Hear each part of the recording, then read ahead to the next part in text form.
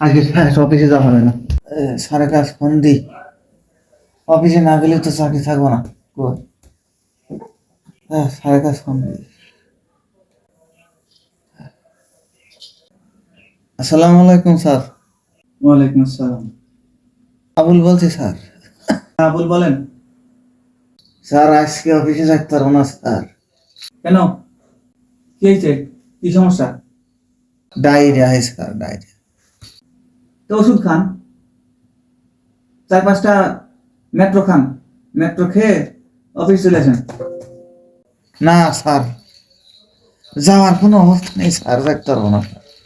না, এত কাজের ভিতরে ইয়ে করা যাবে না, ছুটি দেওয়া যাবে না। বাথরুমে যেয়ে কুল পাচ্ছি না স্যার।